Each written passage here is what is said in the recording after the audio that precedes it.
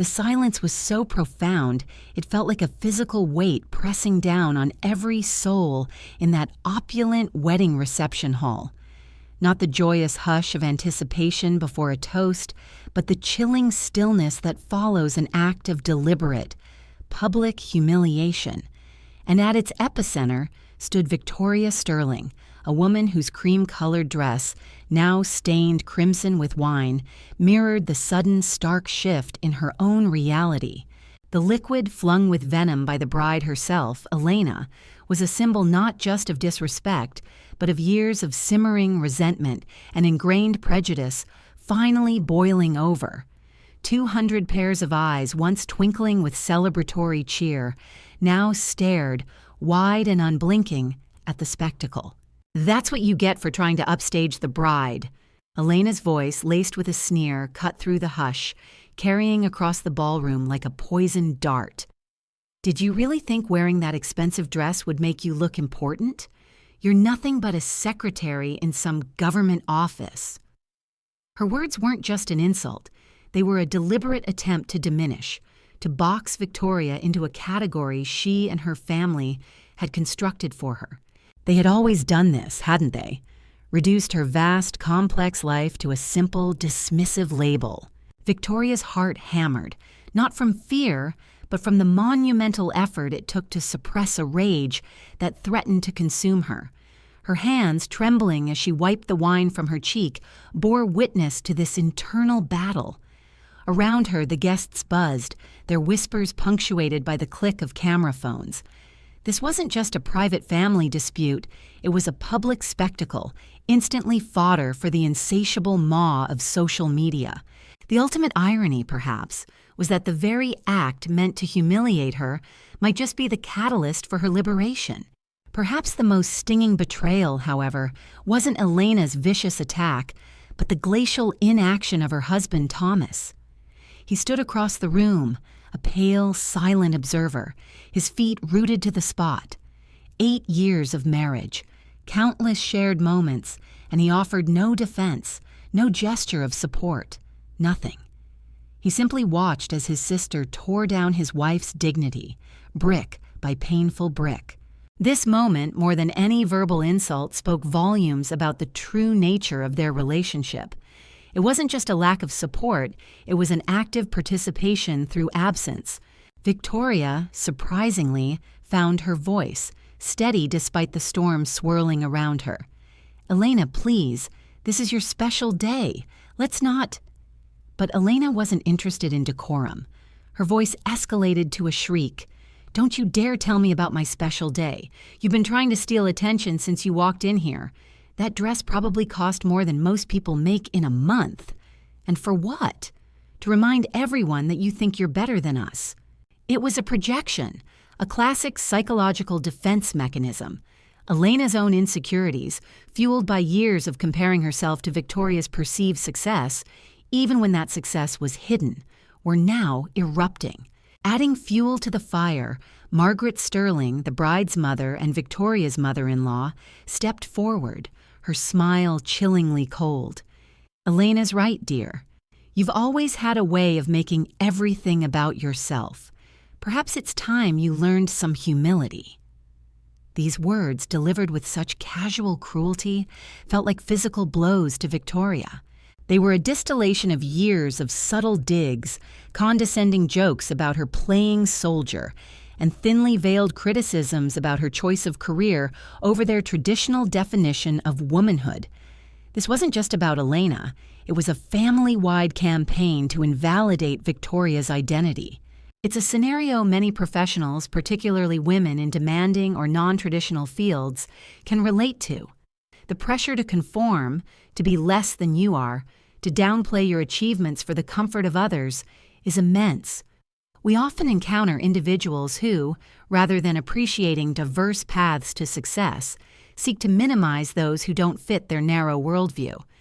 This isn't just about envy, it's often about their own discomfort with anything that challenges their established norms.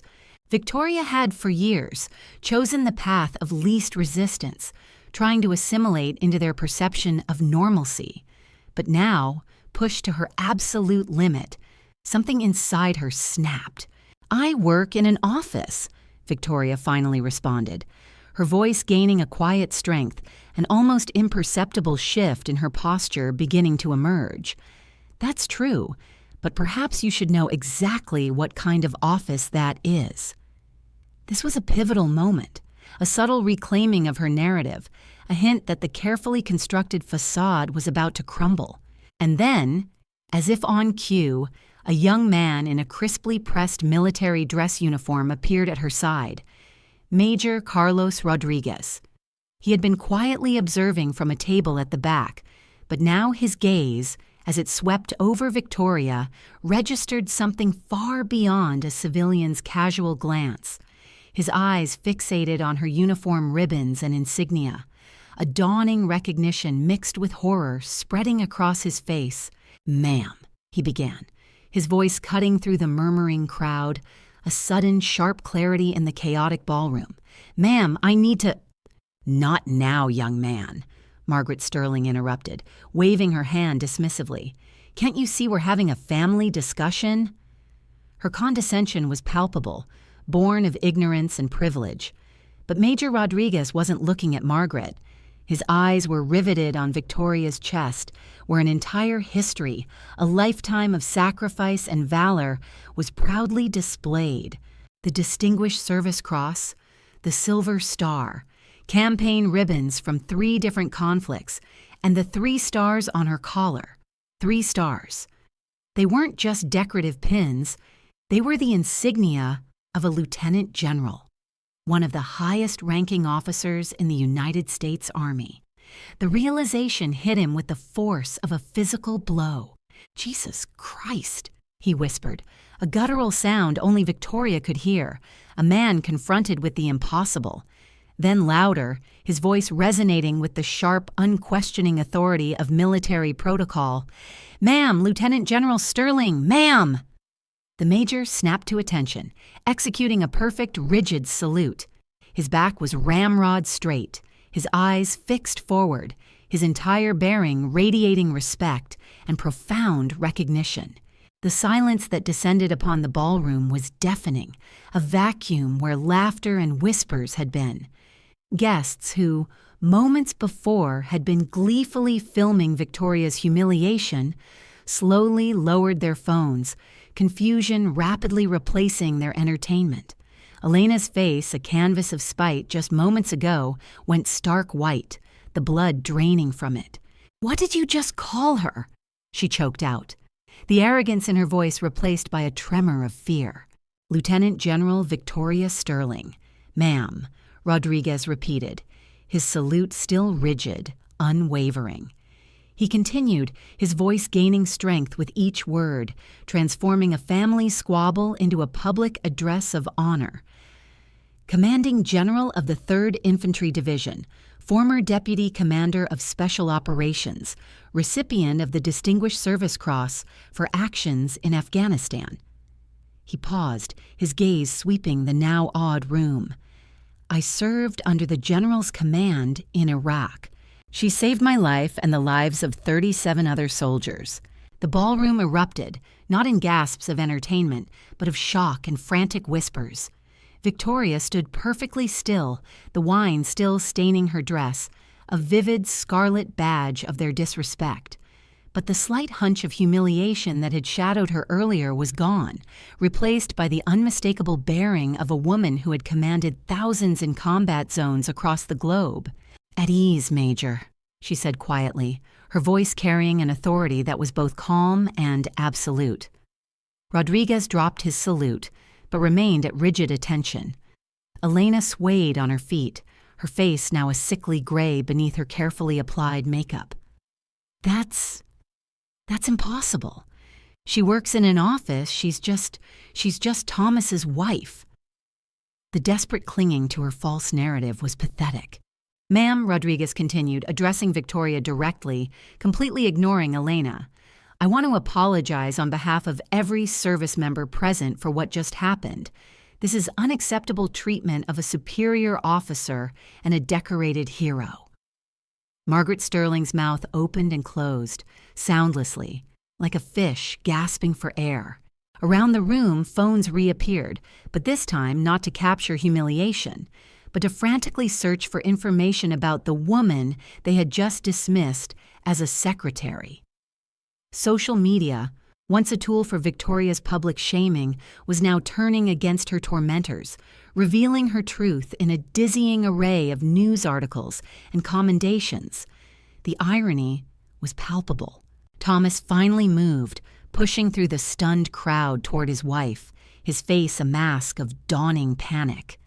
"Victoria, honey, I had no idea they were going to—" "You had no idea about a lot of things, Thomas," Victoria replied, her voice calm, yet carrying an edge that made him stop dead in his tracks, "including who you married." The wedding photographer, initially capturing the drama for Elena's album, slowly lowered his camera. The magnitude of the situation had become terrifyingly clear. This was no longer just family drama. This was a decorated war hero being publicly humiliated by people who had absolutely no idea who they were dealing with. Elena clutched her new husband Michael's arm, her eyes wild with the horrifying realization that her perfect wedding had just become a spectacular, self-inflicted disaster. "I didn't know," she whispered, tears welling. "How was I supposed to know?" "Perhaps," Victoria said, her voice carrying to every corner of the silent ballroom, a quiet force that demanded attention. "You should have asked who I was before you decided to judge me." The silence stretched, long and uncomfortable. Victoria stood at the center, a beacon of dignified resilience, the wine stain a battle scar. 200 guests frantically reevaluated everything they thought they knew about the quiet woman who had sat through countless family dinners, her true life a meticulously guarded secret. Major Rodriguez remained at attention, a living, breathing testament to the reality that had just shattered Elena's perfect day. Other military personnel, scattered throughout the reception, began to approach, their faces a mixture of recognition, horror, and quiet reverence.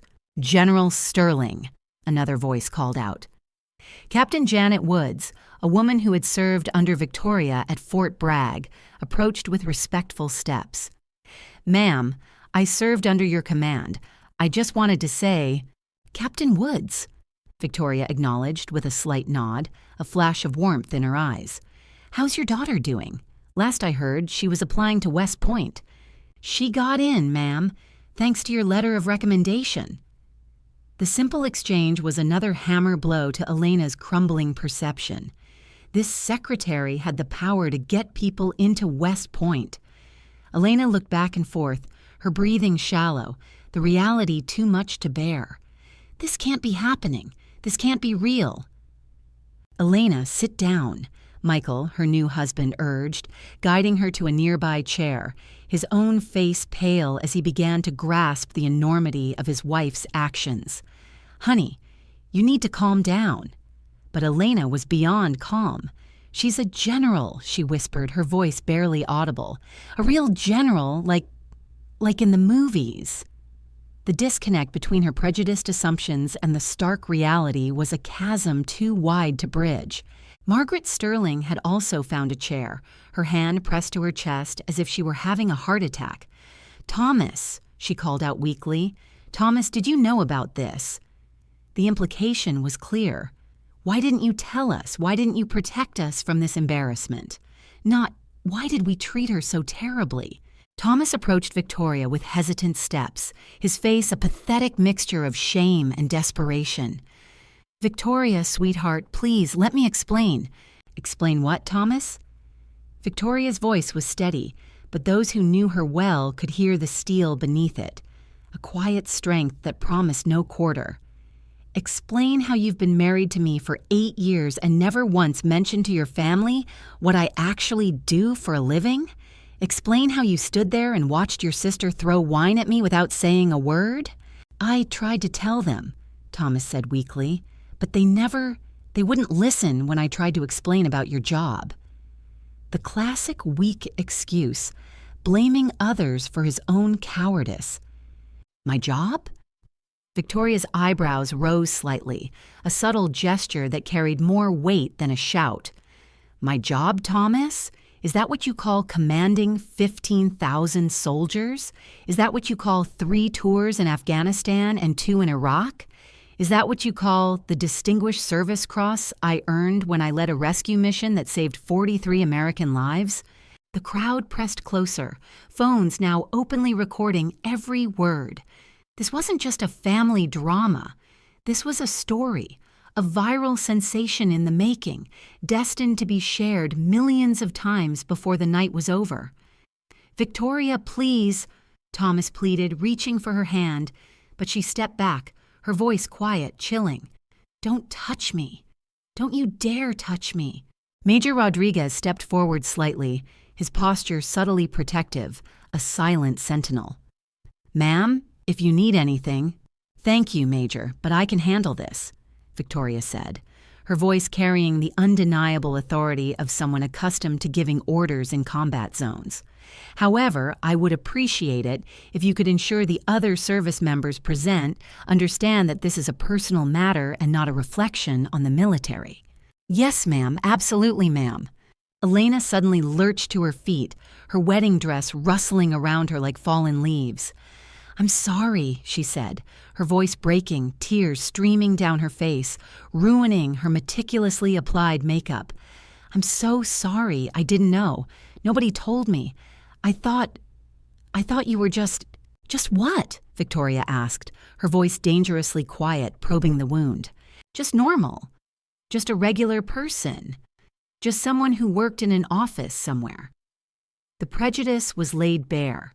To Elena, a normal person, a regular person, a secretary, was someone she could easily diminish. Anything beyond that, particularly a female general, was an inconvenient truth that challenged her own sense of self-importance. "I do work in an office, Elena," Victoria stated, her voice calm but her words hitting like hammer blows, "at the Pentagon, where I advise the Secretary of Defense on military strategy. And I am a regular person. I'm a person who chose to serve my country instead of whatever it is you think I should have chosen." The ballroom buzzed with whispers, guests now fully comprehending the immense scope of what they had witnessed. Social media posts were already going viral. "Military general humiliated at wedding." "You won't believe what happened when they mocked this secretary." The narrative had flipped. The perpetrator was now the villain and the victim a hero. Margaret Sterling finally found her voice, her tone now tinged with a desperate plea for understanding. "Victoria, dear, if we had known—" Victoria's laugh was bitter, hollow. "If you had known, you would have treated me with respect. How about treating people with respect regardless of their job title? How about getting to know someone before you judge them?"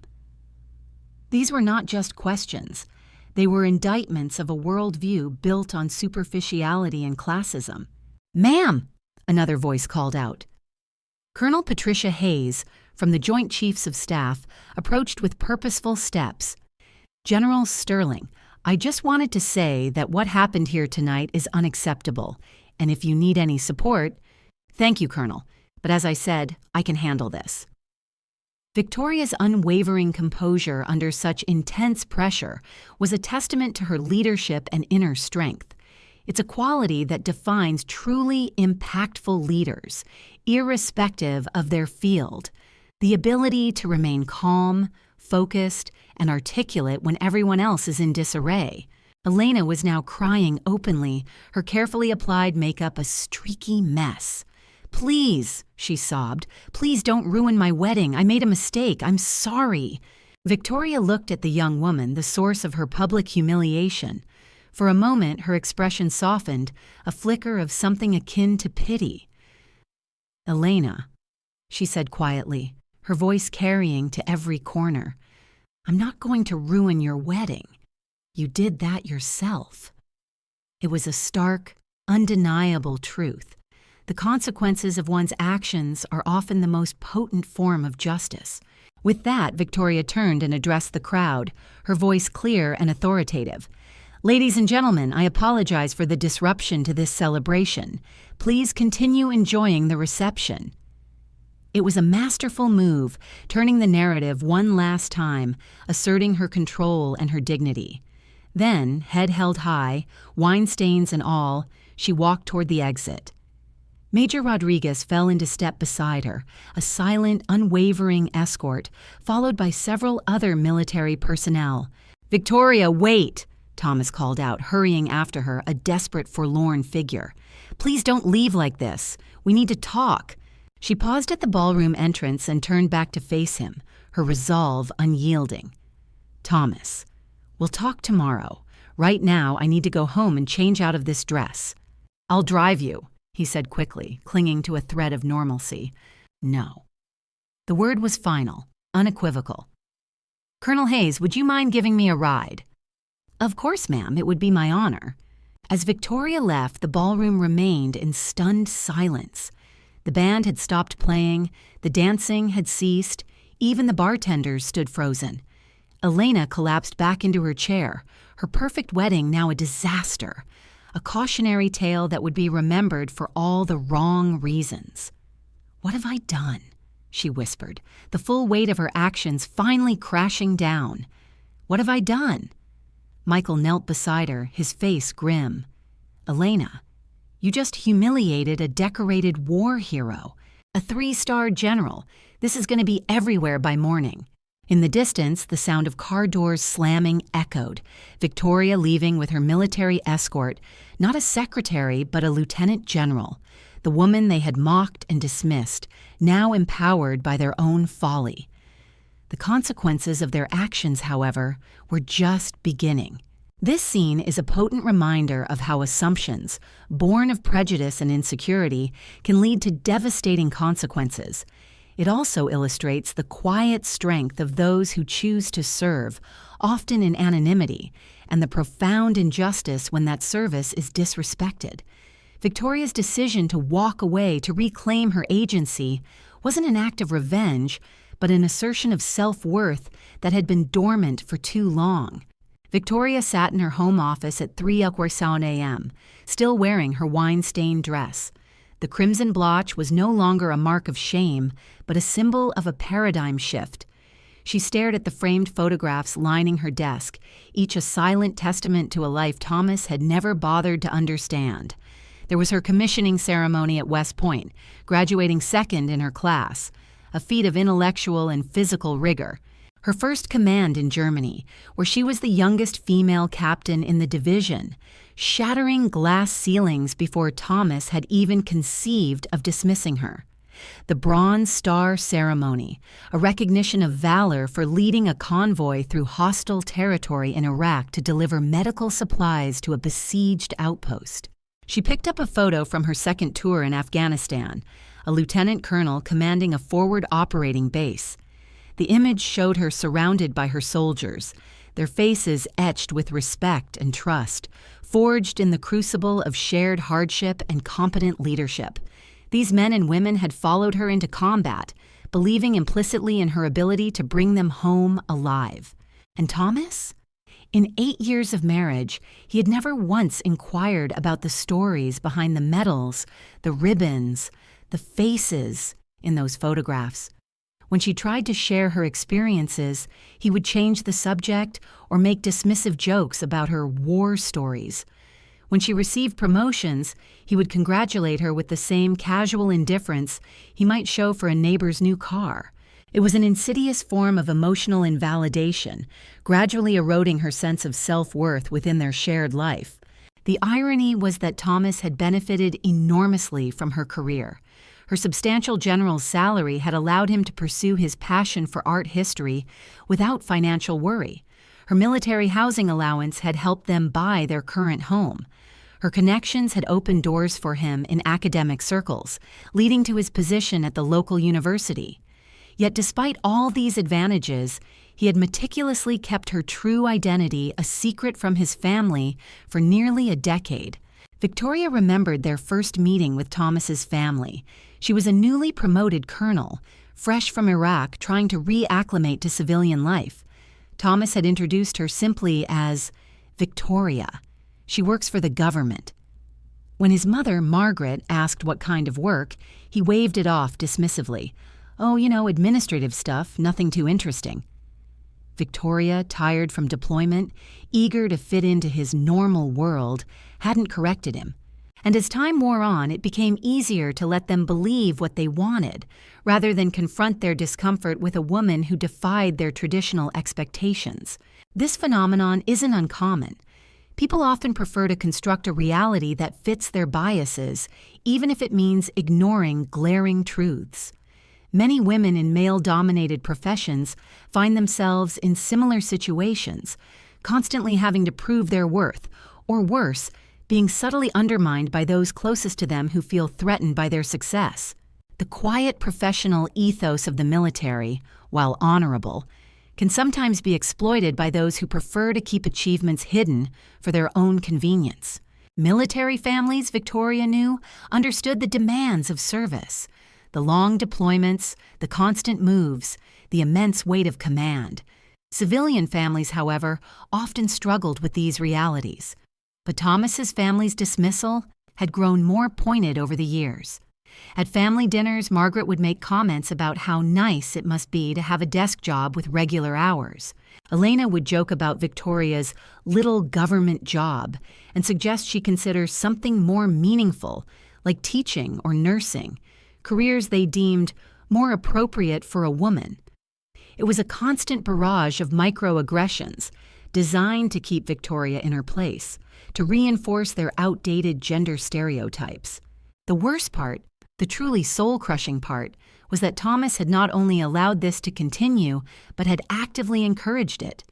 When Victoria was promoted to brigadier general, he asked her not to wear her uniform to his faculty Christmas party because it might make his colleagues uncomfortable. When she received the Distinguished Service Cross, he hid the ceremony photos in a drawer because they made the living room look too militaristic. He wasn't just complicit, he was an active participant in erasing her identity, in making her success an inconvenience. Victoria opened her laptop and began typing. Not a grievance, but a series of resignation letters. From Sunday dinners, from family gatherings where her service was treated as an embarrassment. From the pretense that their disrespect was acceptable. It was a declaration of independence, a reclaiming of her space and her dignity. Her phone buzzed, a text from Colonel Hayes. General, I wanted to follow up on tonight's events. If you need any support, either personal or professional, please don't hesitate to reach out. What happened was completely unacceptable, and the military community stands behind you. Similar messages had been pouring in all night. The military network, small and close-knit, ensured news traveled fast. By morning, everyone in her professional circle would know of her public humiliation by her own family. But they also knew the truth of her service. But there was something else Thomas's family didn't know, something that made tonight's events even more significant. 3 months ago, Victoria had discovered Thomas was having an affair with Dr. Sarah Mitchell, a colleague in his art history department. She had found the evidence on his laptop, months of emails, hotel receipts, photographs. Instead of confronting him immediately, Victoria had done what she always did when faced with a problem, gathered intelligence, and developed a strategy. She consulted a divorce attorney, documented all of Thomas's assets, and began the quiet process of disentangling their financial affairs, moving her assets into accounts only she controlled. Tonight's humiliation had simply accelerated her timeline. She had planned to confront him next week, after Elena's wedding. But seeing him stand idly by, watching his sister destroy her dignity, she realized the marriage had been over long before she discovered his infidelity. It was a realization that brought a strange sense of clarity and relief. Victoria pulled up her phone and scrolled through the photos from the wedding, already spreading across social media with thousands of shares and comments. Most were supportive, expressing outrage at the treatment of a decorated war hero. Some, however, were critical, suggesting she should have handled it differently, or that she was somehow at fault for not correcting her family's assumptions earlier. She didn't care about the social media storm. What mattered was that her truth was finally out there. For the first time in 8 years, people knew exactly who Lieutenant General Victoria Sterling was and what she had accomplished. They knew she had served her country with distinction, led soldiers in combat, and earned every ribbon and medal through sacrifice and dedication.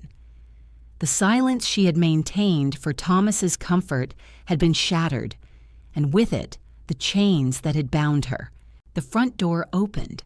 Thomas's footsteps in the hallway. He had finally returned from the disaster that was his sister's wedding, probably hoping to find her asleep, thus avoiding the inevitable conversation. "Victoria," he called out quietly, "are you awake?" She didn't answer.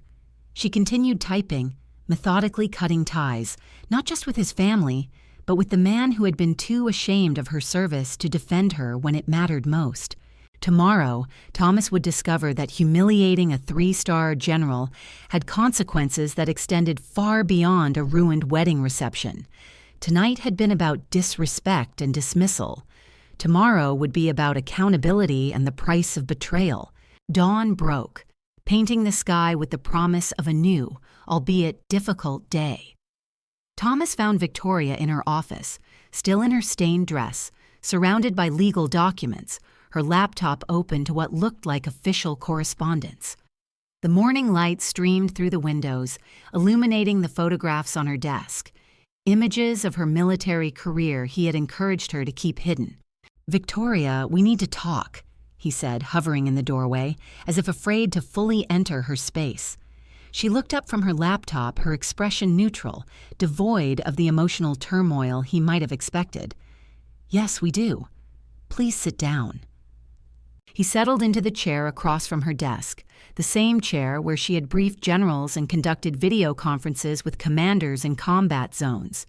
The weight of what had happened at the wedding seemed to press down on him.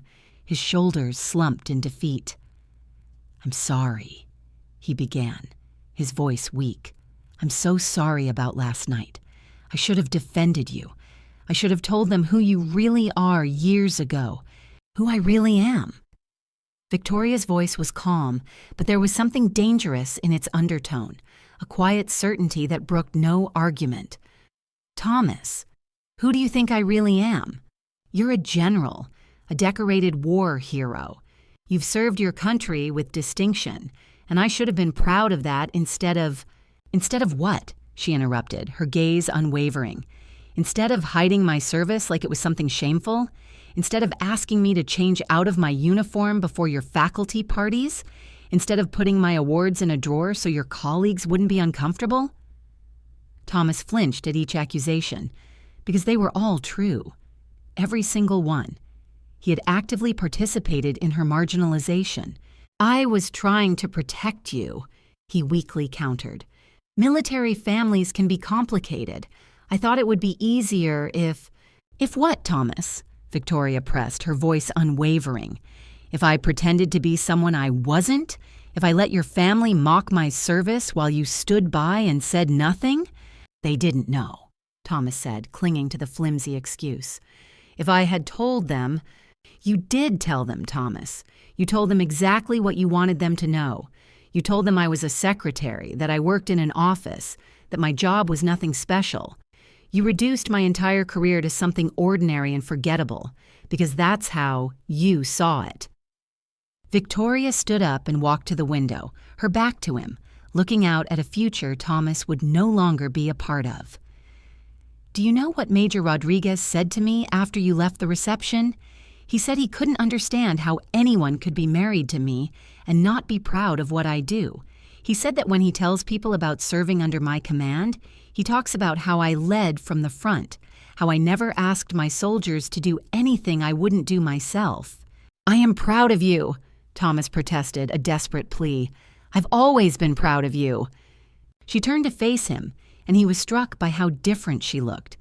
The apologetic woman who had tried to minimize herself for his comfort was gone, replaced by someone who carried herself with the undeniable authority of command. "Really? Then why didn't you tell Dr. Sarah Mitchell about my military career when you started sleeping with her?" The color drained from Thomas's face. "What? Did you think I wouldn't find out?" Did you think I don't have the skills to investigate when something doesn't feel right? Victoria's voice remained steady, but her eyes were cold, reflecting an unwavering resolve. I've known about your affair for 3 months, Thomas. I've seen the emails, the hotel receipts, the photographs. I know about every restaurant you've taken her to, every weekend you've spent together while telling me you were at academic conferences. Thomas opened his mouth to speak, but no words came out. He looked like a man who had just realized he was standing in a minefield he himself had laid. I was planning to confront you about this next week, Victoria continued. I wanted to get through Elena's wedding first, out of respect for your family. But after last night, I realized that respect was never reciprocated.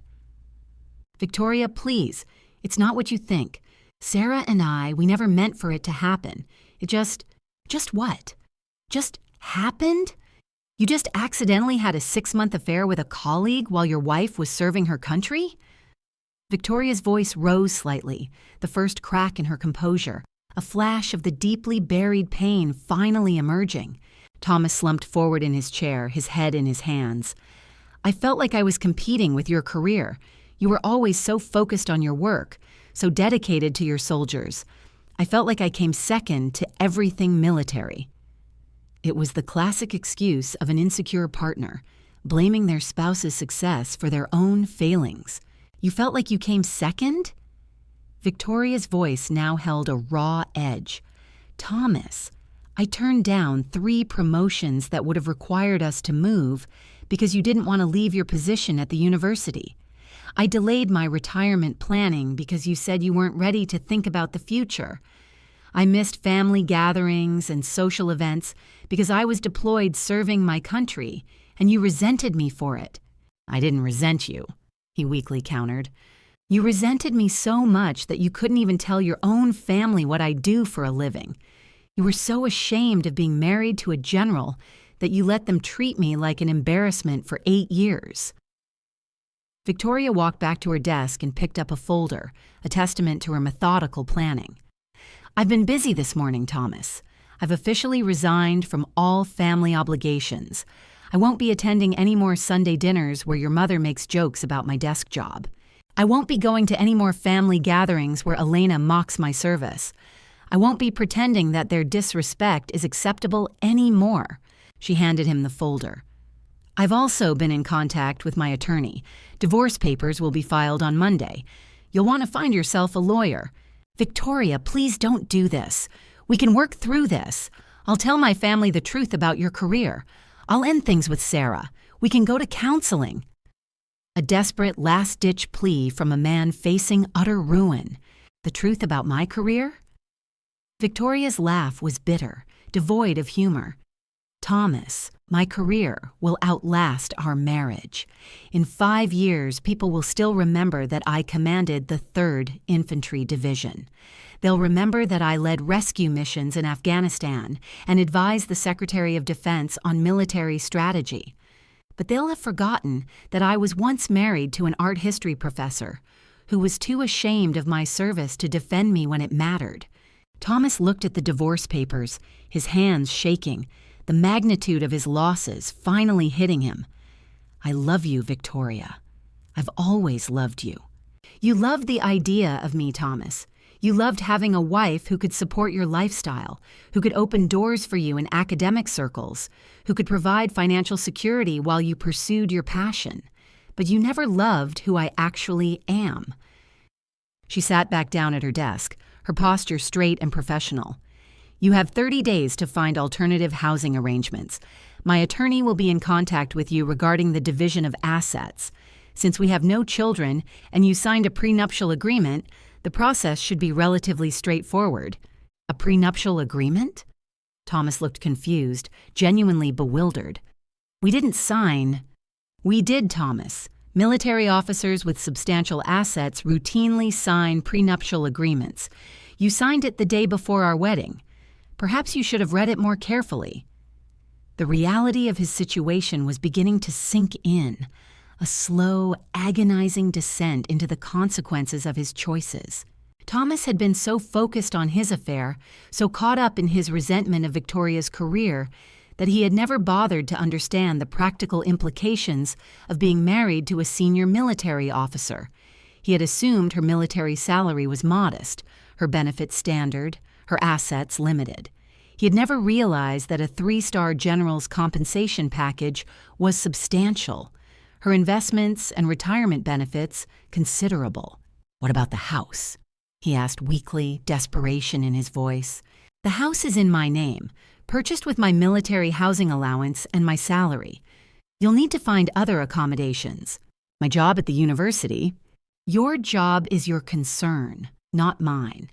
Though I suspect your colleagues will be very interested in the story of how you let your family humiliate a decorated war hero at a wedding reception."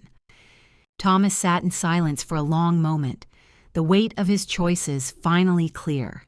He had thrown away his marriage for a meaningless affair, allowed his family to humiliate his wife because he was too cowardly to stand up for her, and spent 8 years being ashamed of a woman who had served her country with distinction. "I'm sorry," he said finally, utterly defeated. "I'm so sorry for everything." Victoria looked at him with something that might have been pity, but it was fleeting. "Thomas, I've spent my career leading soldiers who made mistakes under pressure. I understand that people make poor choices when they're scared or confused or feeling inadequate, but I've never understood people who are proud of their weakness, who choose cowardice over courage when it matters most." She turned back to her laptop, effectively dismissing him. "I have work to do. The divorce papers will be delivered to you officially on Monday. Until then, I suggest you contact an attorney and begin making arrangements for your future." As Thomas left her office, Victoria felt something she hadn't experienced in years: relief. For the first time in 8 years, she didn't have to pretend to be smaller than she was. She didn't have to hide her achievements or apologize for her success. She could finally be Lieutenant General Victoria Sterling, decorated war hero and respected leader, without worrying about making anyone else uncomfortable. The marriage was over, but her life was just beginning again. This extensive scene explores the devastating consequences of emotional betrayal and the profound impact of a partner's inability to recognize and celebrate their spouse's true worth. Thomas's excuses, fear, inadequacy, competition, are common justifications for infidelity and neglect, but Victoria's unwavering clarity exposes them as the self-serving rationalizations they are. Her choice to divorce him is not an act of spite, but a declaration of self-preservation and a refusal to live a diminished life. It's a powerful lesson in valuing one's own identity and setting boundaries when respect is absent. Monday morning arrived with the precision of a military operation. Victoria had been awake since 500 hours, reviewing documents and preparing for the day that would officially end her marriage and begin the process of reclaiming her life. Her attorney, Colonel Rebecca Walsh, retired, had served as a JAG officer for 20 years before entering private practice. She understood both the military mindset and the unique legal considerations that came with divorcing a senior officer. "The prenuptial agreement is ironclad," Rebecca explained as they sat in her downtown office, the city bustling below them, oblivious to the high stakes unfolding within. Thomas signed it willingly, and it clearly states that in the event of divorce, military assets, benefits, and property acquired through military service remain with the service member. Since you purchased the house with your housing allowance and your salary funded most of your joint investments, he has very little legal claim to your assets. Victoria nodded, her expression focused, a testament to her methodical nature. What about his claims that he didn't understand what he was signing? Irrelevant. He had legal representation at the time, and the document was explained to him in detail. The fact that he chose not to pay attention to the financial implications of marrying a senior military officer is his problem, not yours. It was a stark reminder that ignorance, especially willful ignorance, is no defense against accountability.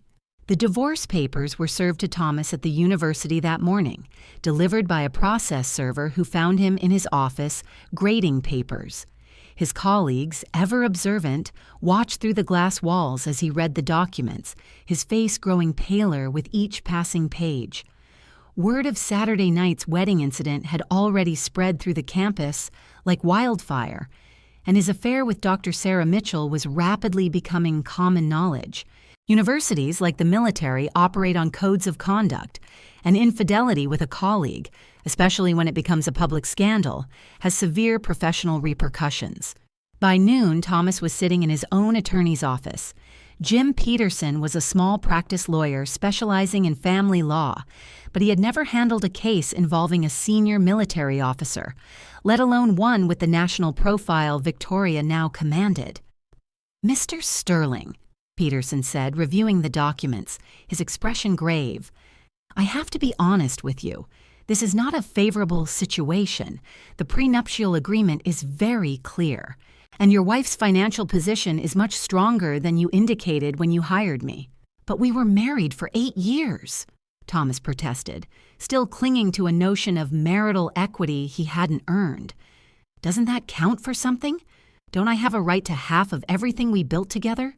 "What you built together," Peterson clarified, laying out the brutal truth, was largely funded by her military salary and benefits, the house, the investments, even your ability to work in a lower-paying academic position.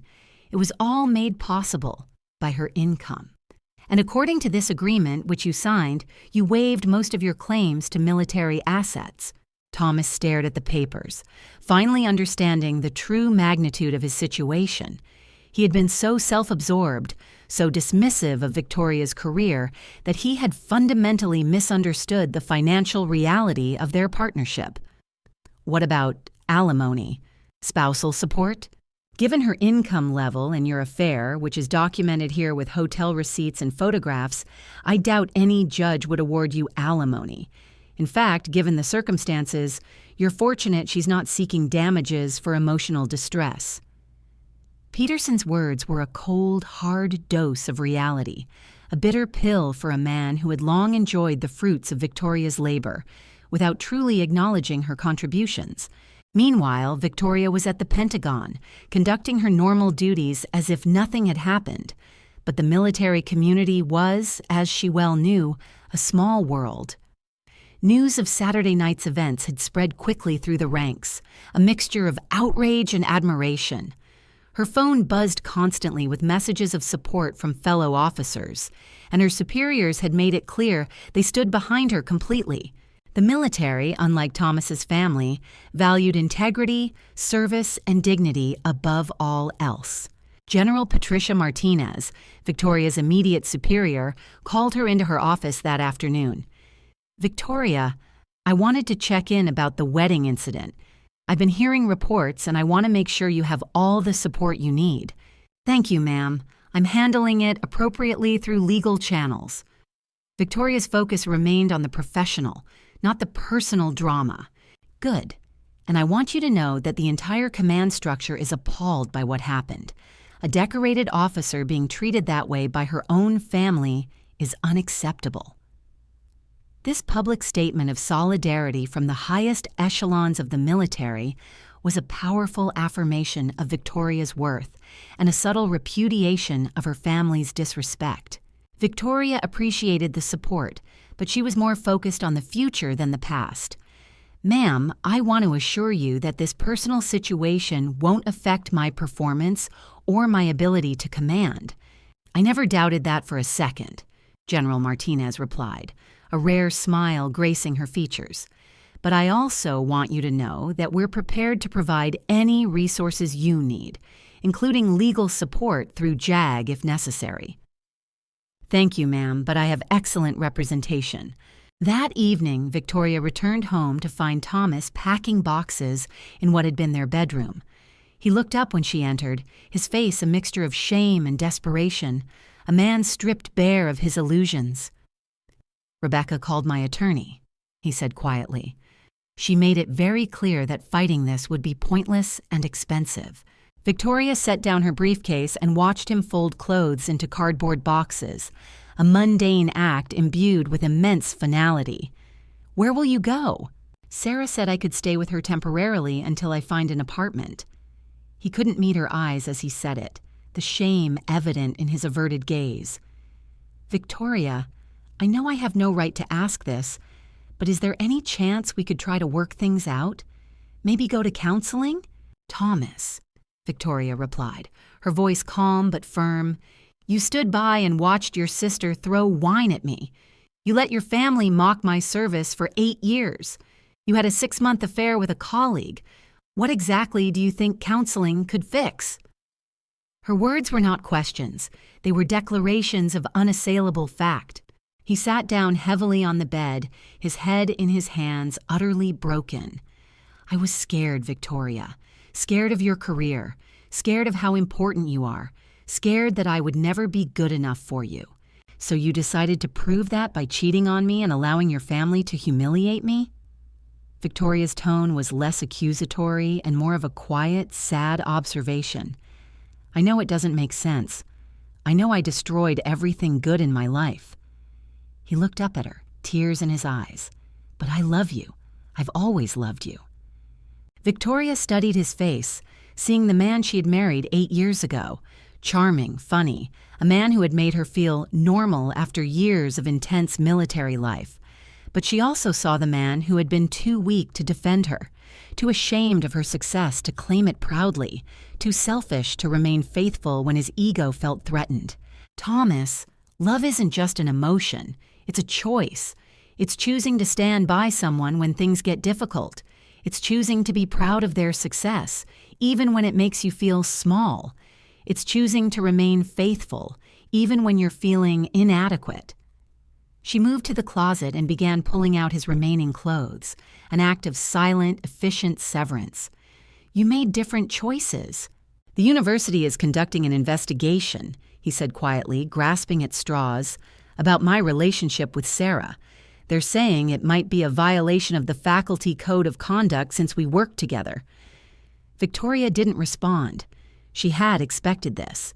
Military officers understood that actions had consequences, that personal conduct reflected on professional reputation.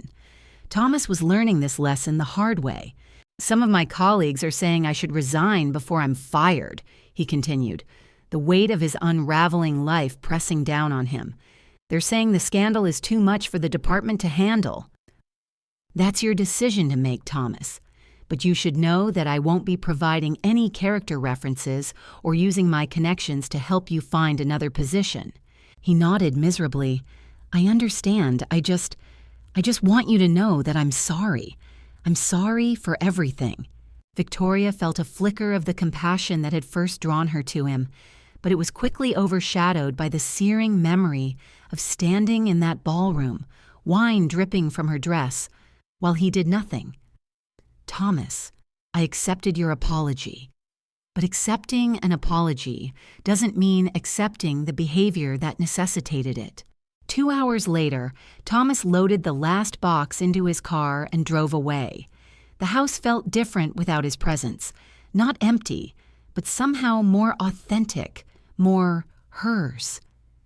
Victoria walked through the rooms, seeing them clearly for the first time in years. The military awards she had hidden away came out of drawers and boxes. The photos from her deployments found their way back to prominent display. The woman who had tried to make herself smaller for the comfort of others was reclaiming her space, her identity, her life. Her phone rang and she saw Rebecca's name on the screen. "How are you holding up?" her attorney asked. "I'm fine. Better than fine, actually. Thomas moved out this evening." "Good. I wanted to give you an update on the financial situation. His attorney has advised him not to contest the asset division. He'll receive a small settlement from the joint checking account and his personal belongings, but everything else remains with you." "What about the house?" "Yours completely. The mortgage is in your name, purchased with your housing allowance, and the down payment came from your military savings. He has no claim whatsoever." Victoria felt a sense of satisfaction that had nothing to do with money and everything to do with justice. For 8 years, she had supported Thomas's career, his lifestyle, his dreams. She had been the primary breadwinner while he pursued his passion for art history. She had used her connections to help him get his position at the university, and he had repaid her generosity with betrayal and humiliation. The world, it seemed, was balancing the scales. "There's something else," Rebecca continued. "I've been getting calls from reporters. The wedding incident has attracted national attention, and they want to interview you about what happened. I'm not interested in publicity. I figured as much, but I wanted you to know that the story is being covered sympathetically. Most of the coverage is focusing on how a decorated war hero was treated by her own family." Victoria wasn't surprised. The military community was tight-knit, and they protected their own. Stories about the disrespect shown to service members always generated outrage among both veterans and civilians. But what about Elena and the Sterling family? They're being crucified on social media. Elena has deleted all her social media accounts, and Margaret Sterling has been removed from 2 charity boards.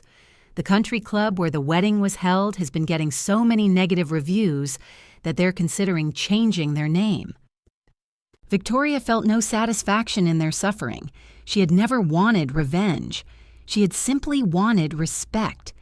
But the court of public opinion was often less forgiving than she was. "Rebecca, I want to make sure we handle this divorce cleanly and quietly. I don't want it to become a public spectacle." "Understood." Thomas's attorney seems eager to settle quickly and avoid any additional publicity. "I think we can have this wrapped up within 60 days. After hanging up, Victoria stood in her kitchen, looking out at the garden she had planted during her last leave. The tomatoes were coming in nicely, and the herbs were thriving. She had always found peace in growing things, in nurturing life, instead of dealing with the destruction that was sometimes necessary in military operations. For the first time in months, she felt truly relaxed. The weight of pretending to be someone she wasn't had been lifted. The stress of maintaining a marriage built on deception and shame was gone. Tomorrow she would wake up as Lieutenant General Victoria Sterling, respected leader and decorated war hero, without having to apologize to anyone for her success. The phone rang again, a familiar number. "Major Rodriguez." "General Sterling, ma'am. I hope I'm not disturbing you." "Not at all, Major. What can I do for you?" "Ma'am, I wanted to follow up on Saturday night. I've been thinking about what happened, and I wanted to make sure you knew that the entire officer corps is behind you. What happened was unacceptable." "I appreciate that, Major, but I don't want this incident to become a distraction from more important military matters." "Yes, ma'am, I understand. But I also wanted you to know that several of us who served under your command are organizing a support network. Not for publicity or anything like that, but just to make sure you know that you're not alone." Victoria felt a warmth in her chest that had nothing to do with romance and everything to do with the profound bonds forged in service. These soldiers understood what Thomas never had, that military service was about more than just a job. It was about sacrifice, dedication, and the willingness to put others before yourself. "Thank you, Major. That means more to me than you know. Ma'am, if you don't mind me saying, any man who couldn't be proud of being married to you doesn't deserve to polish your boots." Victoria laughed, a genuine sound that felt foreign after so many months of tension. "I appreciate the sentiment, Major, but I think we can find better uses for his time." After ending the call, Victoria walked through her house one more time, turning off lights and securing doors. Tomorrow would bring new challenges, new opportunities, and new possibilities. But tonight, for the first time in 8 years, she would sleep as exactly who she was. No pretense, no apologies, no shame. The divorce was just the beginning. The real work of rebuilding her life was about to start. This section vividly illustrates the profound shift in Victoria's life post-divorce. It highlights the support she receives from her military community, contrasting sharply with the dismissal from her former family. The detailed account of Thomas's downfall and the Sterling family's public shaming serves as a cautionary tale about the irreversible consequences of disrespect and prejudice, particularly in the age of viral social media. More importantly, it underscores Victoria's integrity and her refusal to engage in petty revenge, focusing instead on reclaiming her authentic self and moving forward with dignity. The morning after Thomas moved out, Victoria arrived at the Pentagon to find her assistant, Sergeant First Class Jennifer Martinez, waiting with an unusual expression. "Ma'am, you have 17 interview requests from various news outlets, 43 emails of support from fellow officers, and Dr. Patricia Wilson from the university called 3 times. Dr. Wilson was Thomas's department chair for art history. What did Dr. Wilson want? Victoria asked, a hint of curiosity in her voice. She wouldn't say, ma'am, but she sounded very concerned. She asked if you could call her back as soon as possible. Victoria settled into her office and returned the call. Dr. Wilson's voice was tight with professional embarrassment. General Sterling, thank you for calling me back. I wanted to reach out personally regarding the situation with your husband, your former husband. What can I do for you, Dr. Wilson? I'm calling to inform you that the university is conducting a formal investigation into Thomas's conduct. His affair with Dr. Mitchell violates several university policies regarding professional relationships and conduct unbecoming a faculty member. Victoria had expected this. Universities, like military organizations, have codes of conduct that govern personal behavior when it affects professional standing. I understand there's more, Victoria prompted, knowing the public aspect of the scandal would certainly have wider implications. I'm afraid the incident at the wedding has become widely known on campus, and frankly, the faculty and administration are appalled. The idea that a decorated war hero was treated so poorly by a faculty member's family reflects badly on the entire institution. Dr. Wilson, Victoria interjected, maintaining her composure, I hope you understand that I have no intention of using this situation to damage Thomas's career. Our divorce is a personal matter. I appreciate that, General, but the damage is already done. Thomas has submitted his resignation effective at the end of the semester. The university has accepted it and will not contest his unemployment benefits, which is more generous than the situation probably warrants. Victoria felt a complex mix of emotions. She had never wanted to destroy Thomas's career, but she couldn't deny a certain satisfaction that his actions had consequences. What about Dr. Mitchell? She's been placed on administrative leave pending the investigation. Her contract is unlikely to be renewed. Dr. Wilson paused, her voice softening slightly. General, I wanted to call you personally to apologize for what happened. The university has great respect for your service, and we're mortified that one of our faculty members allowed such disrespect to occur. Thank you, Dr. Wilson. I appreciate that. If there's anything we can do to make this right, please let me know. The university would be honored to have you speak to our students about leadership and service whenever you might be available.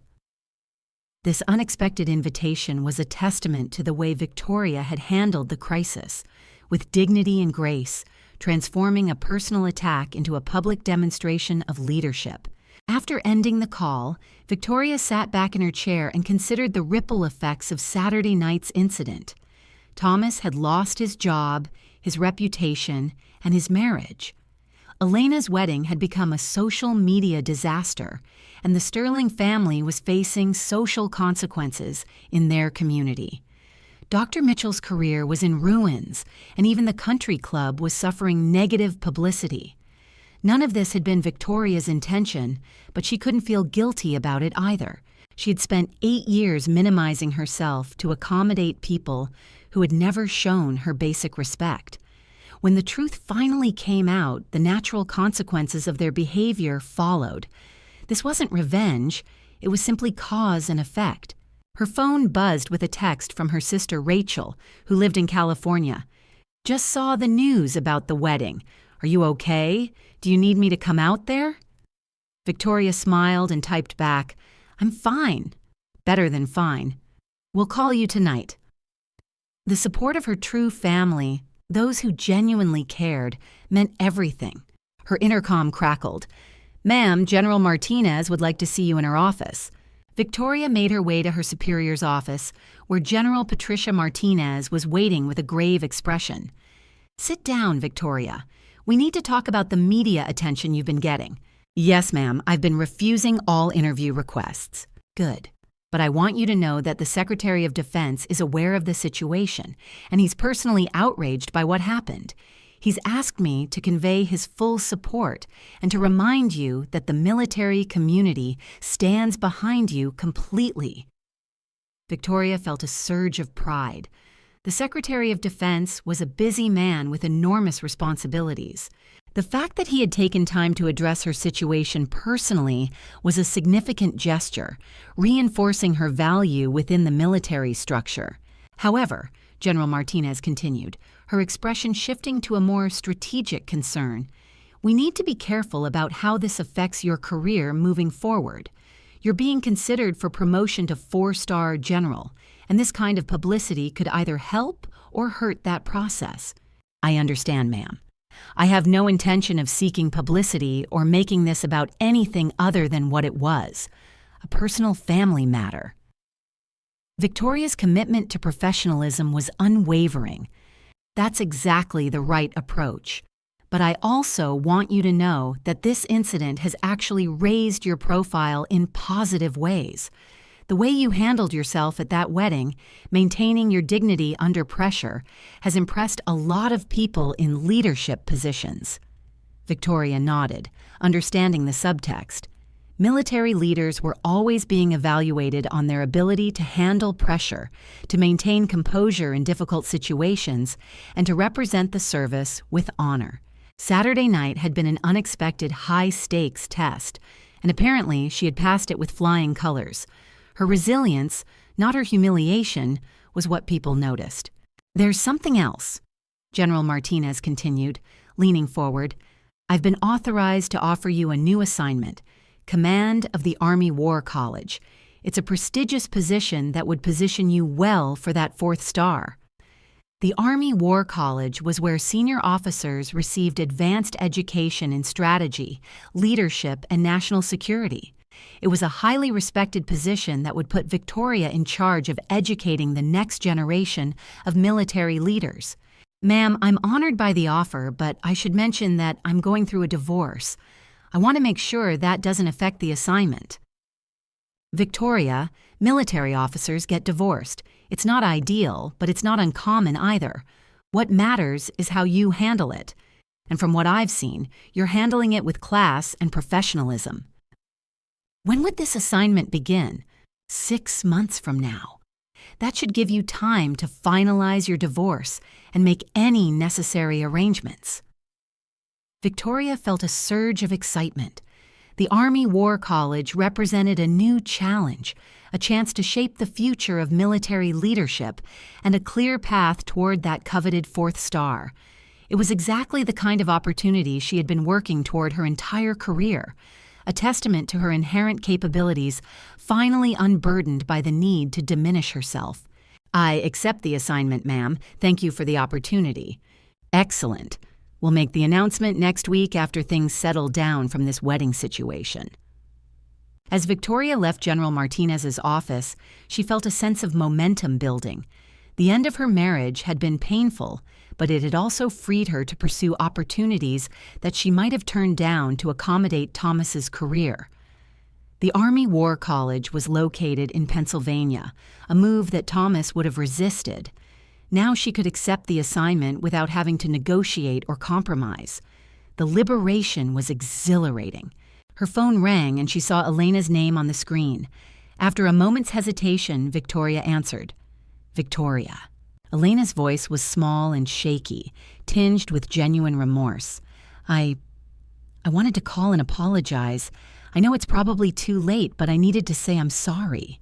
"Elena, I accepted your apology at the wedding. You don't need to call me." "But I do. I've been thinking about what I did, and I'm horrified.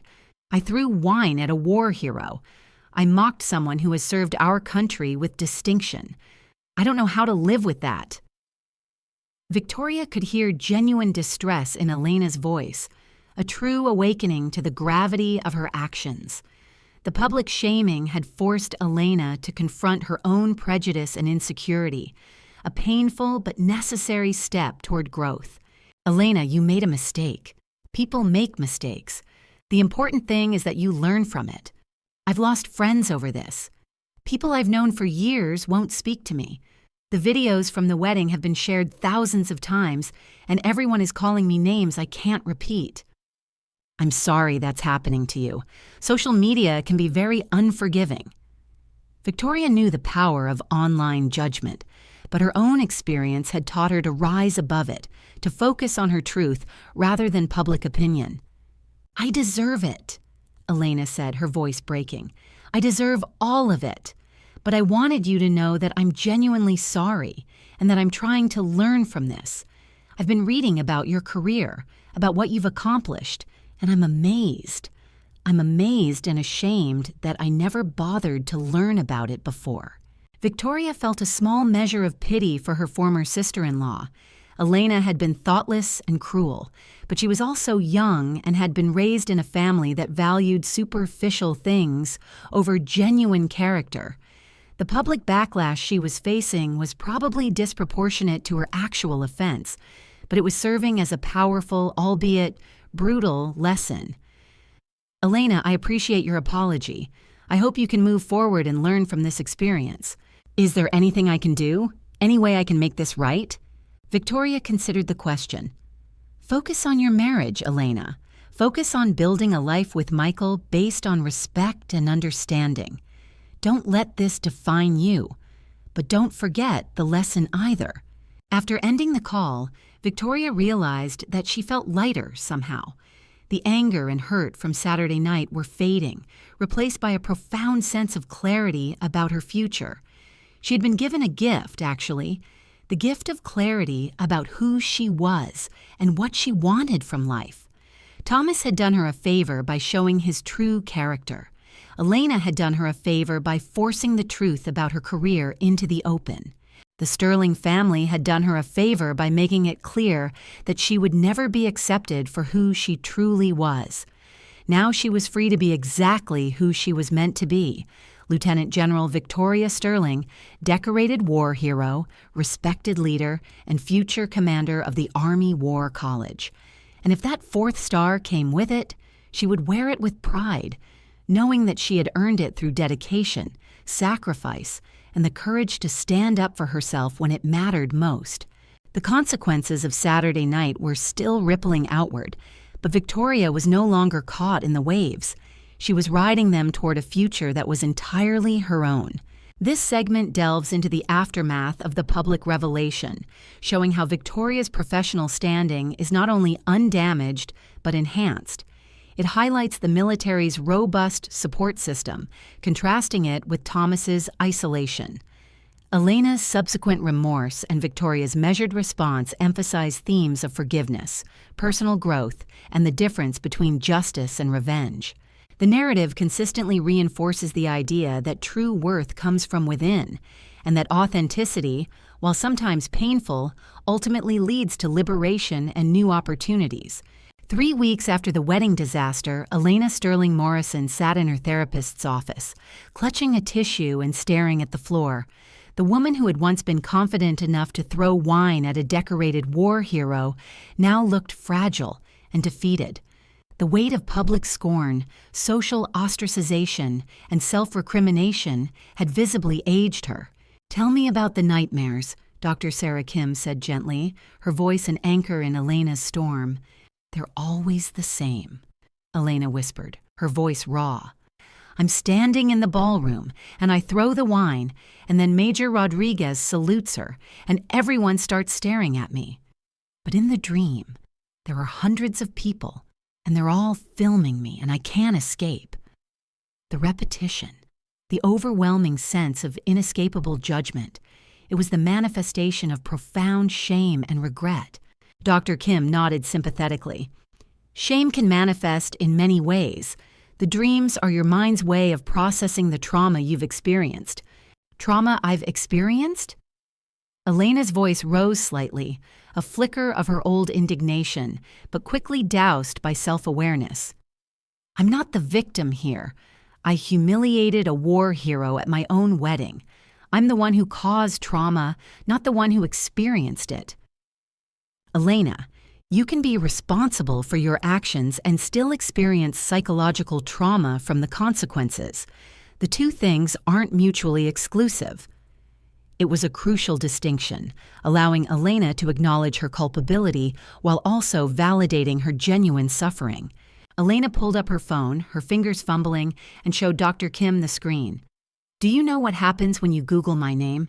The first result is a video of me throwing wine at Victoria. The second is an article calling me the worst sister-in-law in America. The third is a Reddit thread with 15,000 comments about what a terrible person I am. She scrolled through the search results, her hands shaking. There are memes about me. People have made TikToks reenacting what I did. Someone created a Twitter account called Elena Sterling Regrets that posts fake apologies in my name. Dr. Kim leaned forward. Have you considered staying off social media for a while? I can't. I keep checking to see if it's gotten better, but it never does. New people discover the story every day and they all have opinions about what I did. The truth was that Elena's life had been completely upended by 5 minutes of poor judgment. Her honeymoon had been cut short when the hotel staff recognized her from the viral videos. Her job at the marketing firm had become untenable when clients began requesting different account managers. Her friends had gradually stopped inviting her to social gatherings, not out of malice, but because her presence inevitably led to uncomfortable conversations about the incident. The internet, indeed, is forever, and its memory unforgiving. Michael is trying to be supportive, Elena continued, but I can see how this is affecting him, too. His colleagues at the law firm keep asking him about it. His parents are embarrassed to be associated with me. We haven't been invited to a single social event since the wedding. Dr. Kim made a note. How is your relationship with Michael holding up under this pressure? Elena's face crumpled. I don't know. He says he loves me and that we'll get through this, but sometimes I catch him looking at me like he's wondering who he married. He never says anything, but I know he's disappointed in me. Have you talked to him about this? How can I? What am I supposed to say? Sorry I humiliated a war hero and ruined our reputation before our marriage was even a day old. The irony of her perfect wedding becoming the catalyst for her personal and social ruin was a bitter pill. The wedding itself had become a source of additional trauma. The photographer had captured the entire incident, and Elena couldn't bring herself to look at the wedding photos. The video of Major Rodriguez's salute had been edited into countless formats, but the most popular version showed Elena's face in slow motion as she realized what she had done, a permanent digital record of her public downfall. I keep thinking about what Victoria said to me, Elena continued, a raw vulnerability in her voice. She said I should have asked who she was before I judged her, but the truth is I didn't want to know. I wanted to believe she was just some ordinary person so I could feel superior to her. This was the crux of her prejudice, the deep-seated insecurity that drove her behavior. Why do you think you needed to feel superior to Victoria? Dr. Kim asked, probing deeper.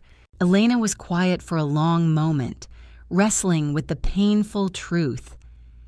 Because she was everything I wasn't. She was successful, accomplished, respected. She had this quiet confidence that I envied, and Thomas was always not exactly proud of her, but he was different when she was around, more serious, more respectful. Did you feel threatened by her? I felt like she made me look small.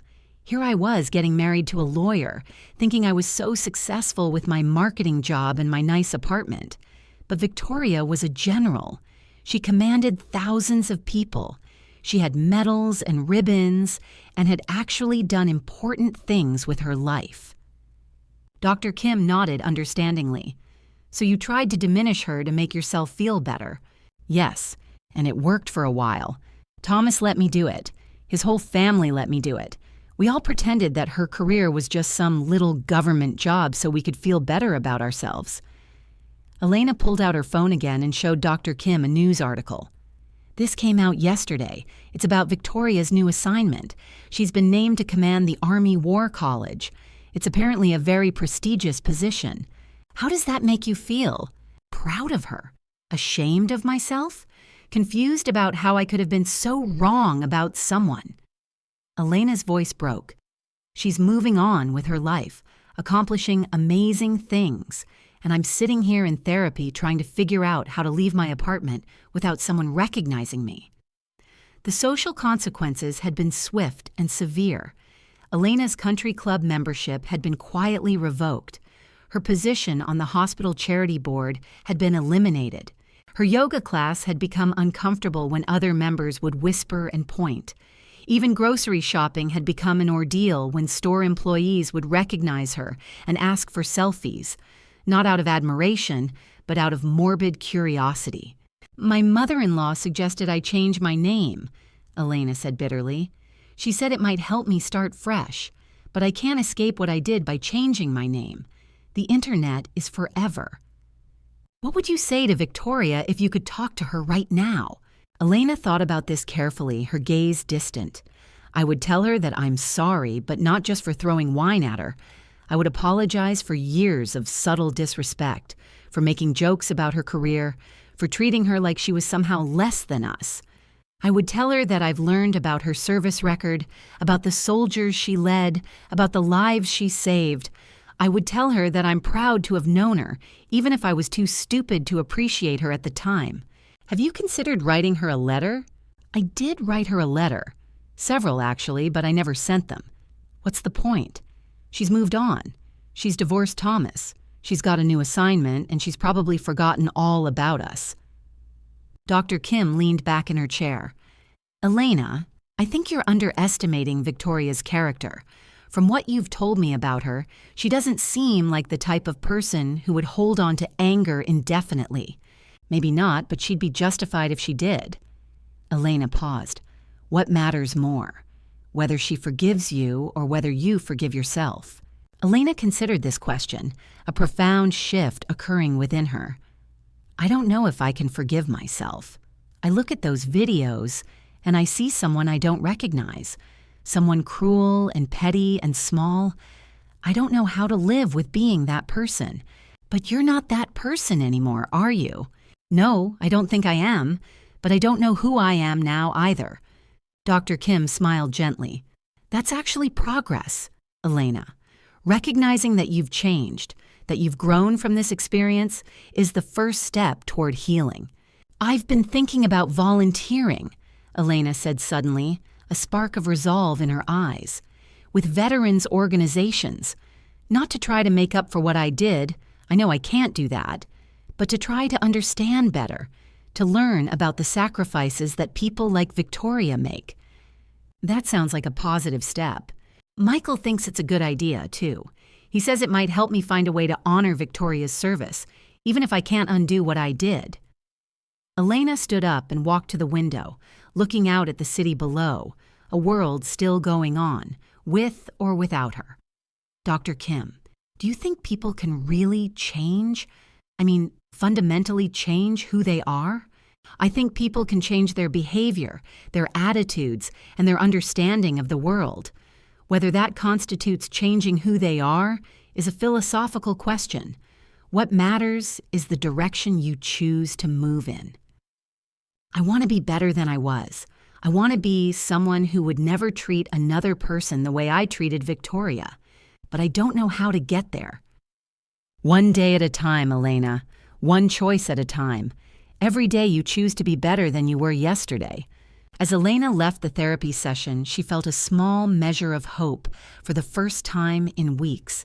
She couldn't change what she had done, couldn't take back the wine or the words or the humiliation she had caused, but she could choose who to be moving forward.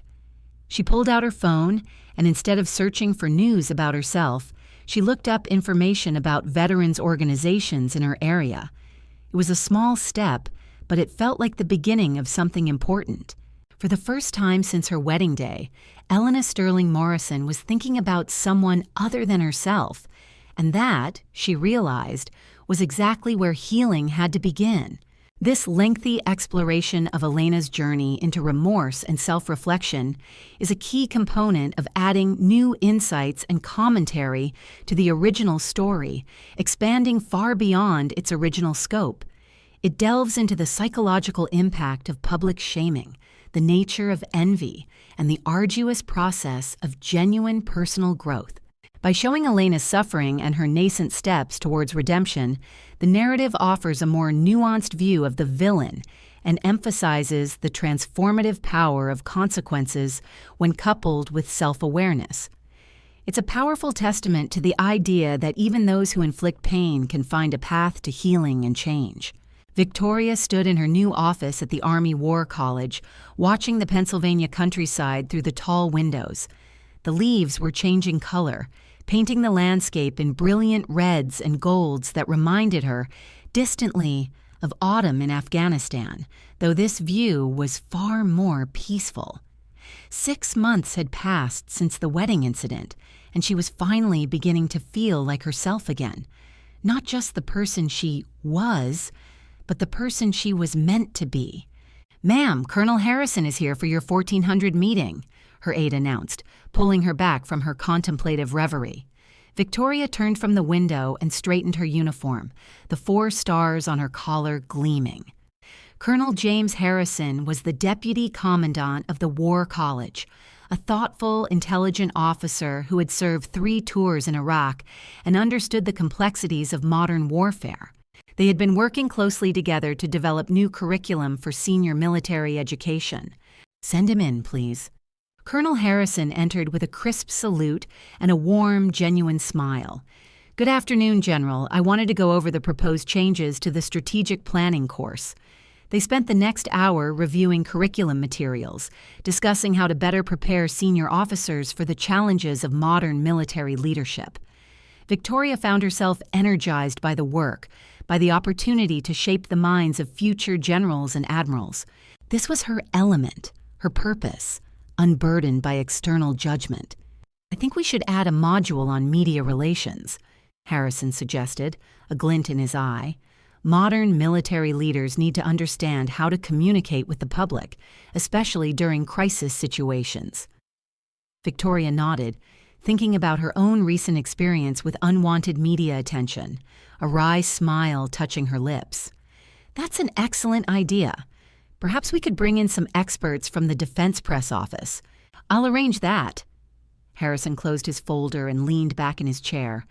"If you don't mind me saying, ma'am, you seem more relaxed than when you first arrived." Victoria smiled, a genuine, unforced expression.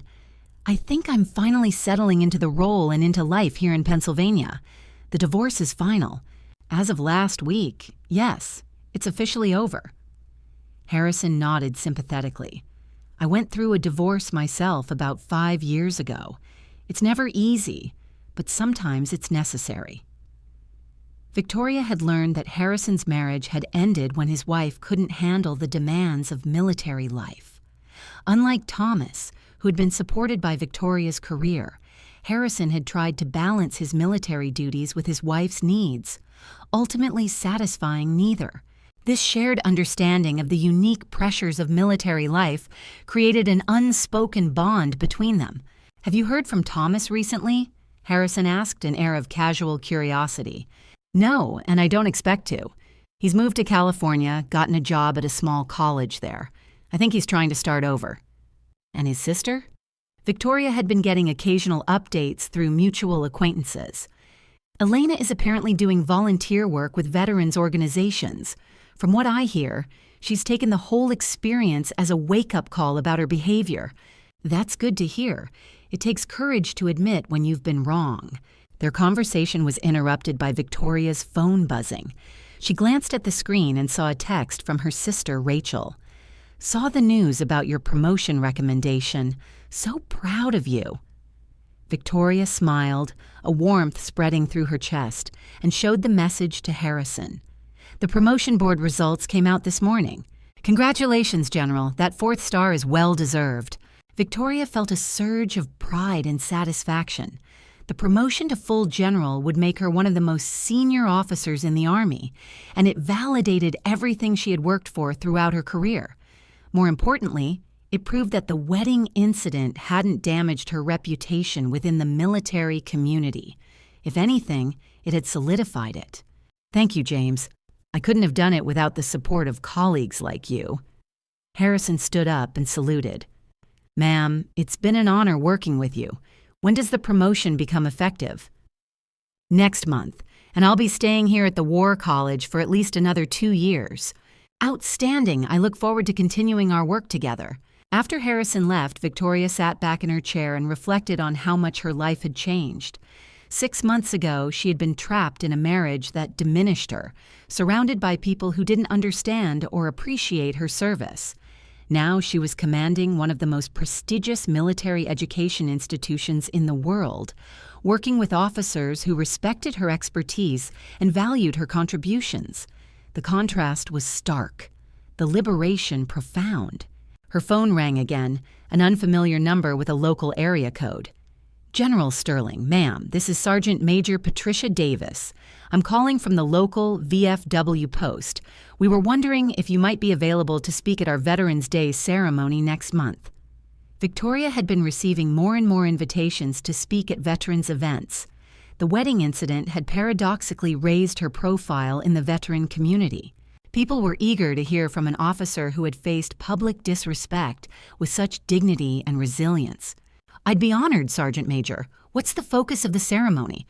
We're highlighting the contributions of female veterans, ma'am. Your story has inspired a lot of our members, especially the younger women who are serving now. Victoria felt a warmth in her chest that had nothing to do with personal recognition and everything to do with the opportunity to inspire others, to validate their paths, to remind them of their inherent worth. I'll be there. Please send me the details. After hanging up, Victoria walked to the window again and looked out at the cadets training on the parade ground. These young men and women represented the future of American military leadership, and she was helping to shape their understanding of duty, honor, and service. Her computer chimed with a new email, and she saw it was from Major Rodriguez, the young officer who had saluted her at the wedding. He was writing from his new assignment in Germany. Ma'am, I wanted to update you on our unit's recent training exercise. We used the leadership principles you taught us during our time together, and the results were outstanding. I also wanted to let you know that the story of your grace under pressure at that wedding has become legendary among the junior officers. You showed us what it means to maintain dignity in the face of adversity. Thank you for being an example of everything we strive to be. Victoria forwarded the email to her sister Rachel with a simple note.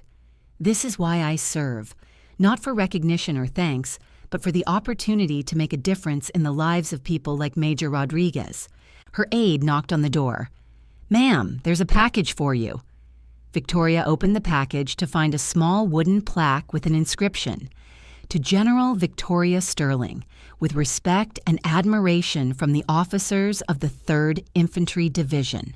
Your courage inspires us all. She placed the plaque on her desk next to the photos from her various assignments. Each image told a story of service, sacrifice, and dedication. But for the first time in years, she also saw something else in those photos: joy. She had been happy in her military career, fulfilled by the challenges and rewards of leadership. The wedding incident had reminded her of that happiness, had freed her from the need to apologize for her success or minimize her achievements. That evening, Victoria attended a faculty dinner at the War College. She found herself laughing at Colonel Harrison's stories about his recent fishing trip, engaging in spirited debates about military strategy with her colleagues, and feeling more relaxed than she had in years. General, one of the professors said, approaching her with genuine curiosity. I hope you don't mind me asking, but how did you maintain your composure during that incident at the wedding? I saw the video, and I was amazed by your self-control. Victoria considered the question carefully, a moment of deep reflection. I think years of military service teach you that your response to adversity defines you more than the adversity itself. I couldn't control what Elena did, but I could control how I reacted. It must have been difficult, though, being humiliated in front of so many people. It was difficult, Victoria acknowledged, her gaze distant. "But it also clarified some things for me. It showed me who I really was and what I really valued. Sometimes we need moments of crisis to remind us of our core principles." As the evening wound down, Victoria found herself walking across the campus with Colonel Harrison. The night air was crisp, and the stars were visible in the clear Pennsylvania sky. "James, can I ask you something?" she said, the formality of rank momentarily forgotten. "Of course, ma'am, anything." "Do you ever regret your military career? The sacrifices, the missed opportunities, the personal costs?" Harrison was quiet for a moment, gathering his thoughts. "I regret some of the personal costs. I regret that my marriage didn't survive. I regret missing my daughter's school plays and soccer games. But I don't regret the service itself. I don't regret the lives we've saved, the missions we've accomplished, the soldiers we've led." Victoria nodded, a sense of profound understanding passing between them. "I feel the same way. For years, I thought I had to choose between my military career and having a normal family life. But I realize now that the problem wasn't my career. It was trying to be with someone who couldn't accept who I truly was." They reached Victoria's quarters, and Harrison stopped at the gate. "General, if you don't mind me saying, you seem like someone who's finally comfortable in her own skin." "I think I am, James. For the first time in a long time, I think I really am." As Victoria prepared for bed that night, she looked at herself in the mirror and saw someone she recognized, a confident, accomplished woman who had earned her place through dedication and service. The woman who had tried to make herself smaller for Thomas's comfort was gone, replaced by someone who stood tall and proud. Her phone buzzed with one final message of the day. It was from her former aide, now serving in South Korea. "Ma'am wanted you to know that we're using your crisis management protocols in our training exercises. Your influence continues to make us better soldiers. Thank you for everything you taught us." Victoria smiled and set the phone aside. Tomorrow would bring new challenges, new opportunities to serve, and new ways to make a difference. But tonight, she would sleep peacefully, knowing that she was exactly where she belonged, doing exactly what she was meant to do. The healing process was complete. Lieutenant General Victoria Sterling, soon to be full general, was ready for whatever came next. This extensive section focuses on Victoria's professional and personal resurgence. It details her new role at the Army War College, her imminent promotion to 4-star general, and the deep satisfaction she derives from her service. It also subtly introduces the growing connection with Colonel Harrison, based on mutual respect and shared understanding, a stark contrast to her previous marriage. The interspersed commentary highlights the values of military leadership, the power of mentorship, and the ultimate triumph of authenticity in one's career and personal life. Elena's continued journey of reflection further illustrates the long-term impact of the wedding incident, emphasizing themes of growth and responsibility. 8 months after the wedding incident, Victoria stood in the mirror of her quarters, adjusting the 4 stars on her collar. The promotion ceremony was scheduled for this afternoon, and she felt a sense of pride and accomplishment that had nothing to do with revenge and everything to do with the well-deserved recognition of her service and dedication. It was a culmination, not an endpoint, a profound validation of her authentic self. A gentle knock at her door interrupted her preparations. "Come in." Colonel Harrison entered, carrying a small, beautifully wrapped package. "Good morning, General. I wanted to give you this before the ceremony." Victoria unwrapped the package to find a beautiful wooden jewelry box with her name and new rank engraved on a brass plate. Inside was a note. "For a leader who inspires us all to be better than we thought possible. Congratulations on your well-deserved promotion." "James, this is beautiful, thank you." Her voice was soft, genuinely touched. "You've earned it, ma'am. Every bit of it." Victoria had noticed that her relationship with Colonel Harrison had evolved over the months they had worked together. What had begun as professional respect had grown into something deeper, a genuine friendship based on shared values and mutual understanding. Unlike her relationship with Thomas, which had required her to diminish herself, Her friendship with James encouraged her to be exactly who she was. He saw her, truly saw her, and celebrated her. "Are you nervous about the ceremony?" he asked, a hint of playful teasing in his tone. "A little. It's not every day you become a 4-star general." "You'll do fine. You always do." His confidence in her was unwavering, a comforting presence.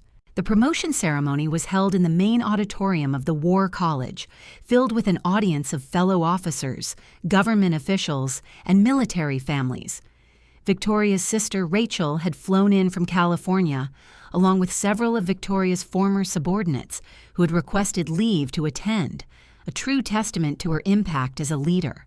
As the Secretary of the Army read the citation for her promotion, Victoria stood at attention, thinking about the long, arduous journey that had brought her to this moment. The years of training, the deployments, the difficult decisions, the personal sacrifices, all of it had culminated in this profound recognition of her service and leadership. General Victoria Sterling has demonstrated exceptional leadership, courage, and dedication throughout her distinguished career, the Secretary read, his voice resonating with authority and respect. Her strategic vision, commitment to excellence, and unwavering integrity make her exceptionally qualified for promotion to the rank of general. When the ceremony concluded, Victoria was surrounded by well-wishers and colleagues offering their heartfelt congratulations. She spotted Major Rodriguez in the crowd, now wearing captain's bars, and felt a surge of pride in his advancement, a ripple effect of her own leadership. "Captain Rodriguez!" she called out, her voice clear. "Congratulations on your promotion." "Thank you, ma'am, and congratulations on yours. This is a great day for the Army." As the reception continued, Victoria found herself in conversation with various dignitaries and fellow officers. The conversation inevitably turned to her new responsibilities and the future of military education. "General Sterling," said Admiral Catherine Walsh, "I understand you're developing new programs for joint operations training." "Yes, ma'am.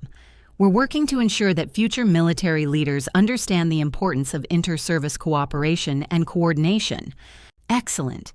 The Navy is very interested in participating in those programs." Victoria felt energized by the prospect of expanding the War College's influence and impact. This was what she had always loved about military service, the opportunity to make a meaningful difference on a large scale, to contribute to something far greater than herself. Later that evening, after most of the guests had departed, Victoria found herself walking through the campus gardens with Colonel Harrison. The autumn air was crisp, and the setting sun painted the sky in brilliant oranges and purples, a breathtaking canvas. "Quite a day," Harrison remarked, a quiet contentment in his voice. "Yes, it was. Thank you for being here, James. It meant a lot to have you present." "I wouldn't have missed it. You've worked incredibly hard for this recognition." They walked in comfortable silence for a while, both lost in their own thoughts, enjoying the quiet companionship. Victoria reflected on how different this felt from her previous promotions, when Thomas had attended but always seemed uncomfortable with the military formality and tradition. "Victoria," Harrison said suddenly, then stopped himself, a slight hesitation. "I'm sorry, General, I shouldn't be so informal. James, when we're alone like this, Victoria is fine. We've been working together long enough to move beyond pure formality." "In that case, Victoria," he began, his voice softer, more personal, "I wanted to tell you something. These past months, working with you, getting to know you, it's been one of the highlights of my career." Victoria felt her heart skip slightly, a warmth spreading through her chest. "For me as well, James. I know we work together, and I know you've just come out of a difficult divorce, but I was wondering if you might be interested in having dinner sometime, not as colleagues, but as two people who enjoy each other's company." Victoria stopped walking and turned to face him, a genuine smile gracing her lips. Colonel Harrison, James, was a good man. He was intelligent, dedicated, and understood the demands of military service in a way that Thomas never had. More importantly, he saw her career as something to be proud of, not something to be hidden or minimized. James, I would like that very much. His face lit up with a smile that made him look years younger, radiating genuine happiness. Really? Really? I think we should be careful about maintaining professional boundaries at work. Absolutely. I would never want to compromise either of our careers or reputations. As they continued their walk, Victoria felt something she hadn't experienced in years. Genuine excitement about the possibility of a romantic relationship. With Thomas, she had always felt like she was too much, too successful, too driven. With James, she felt like she could be exactly who she was without apology, truly seen and appreciated. There's something else I should mention, James said, a note of slight apprehension in his voice. I've been recommended for promotion to Brigadier General. If it comes through, I'll likely be transferred to a new assignment. Victoria felt a flicker of disappointment but also understanding. Military careers often meant separation and difficult timing for personal relationships. It was a reality she knew all too well. Where would you be assigned? Possibly Fort Bragg or perhaps the Pentagon. It wouldn't be far from here. We'll figure it out, Victoria said, her voice confident. Military couples have made much more challenging situations work. Military couples? James smiled, a playful twinkle in his eye. Are we a military couple now? Victoria laughed, a sound of pure joy. Well, we're military, and if we're going to date, I suppose that makes us a military couple. They reached Victoria's quarters, and James walked her to the door like a proper gentleman. Thank you for today, James. For the gift, for being at the ceremony, for everything. Thank you for trusting me enough to let me be part of it. As Victoria prepared for bed that night, she reflected on how much her life had changed in less than a year. She had ended a marriage that had required her to diminish herself, survived public humiliation with grace, and emerged stronger and more confident than ever. She had received a promotion that recognized her years of dedicated service, and she was beginning a new relationship with someone who valued and respected who she truly was. Her phone buzzed with a text message from an unknown number. After a moment's hesitation, she opened it. General Sterling, this is Elena Morrison. I saw the news about your promotion and wanted to congratulate you.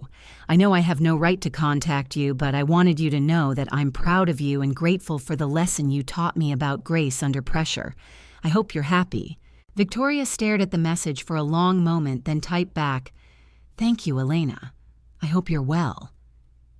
It was a small gesture, but it felt like the final piece of healing from that difficult night. Elena had learned and grown from the experience, and Victoria could let go of any remaining anger or resentment. As she turned off the lights, Victoria thought about the future. Tomorrow, she would begin her duties as a 4-star general, one of the most senior officers in the United States Army. She would continue to shape the next generation of military leaders, to serve her country with distinction, and to be exactly who she was meant to be.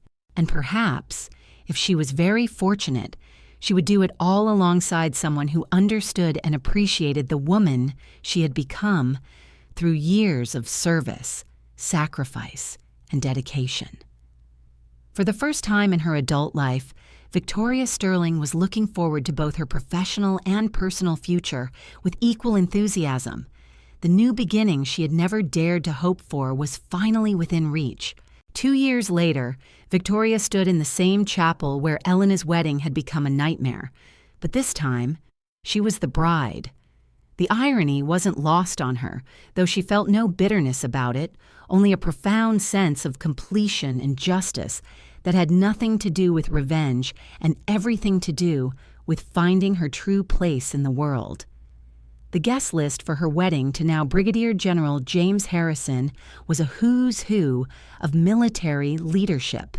The Secretary of Defense was in attendance, along with the Joint Chiefs of Staff and dozens of senior officers who had served with both bride and groom throughout their distinguished careers.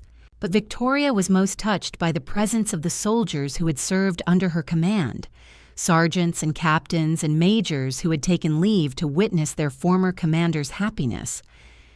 "You look beautiful, sis," Rachel whispered, adjusting Victoria's veil, a loving touch. "And more importantly, you look happy." Victoria smiled, checking her reflection one final time. She was wearing her dress blue uniform, her 4 stars prominently displayed, along with every ribbon and medal she had earned through 25 years of devoted service. There would be no hiding who she was at this wedding, no apologizing for her achievements, no making herself smaller for anyone's comfort. This was her in all her glory, authentic and proud. "I am happy, Rachel," Victoria affirmed, her voice filled with genuine contentment. Genuinely, completely happy. The music began, a stirring melody, and Victoria walked down the aisle with perfect military bearing, every step imbued with grace and strength.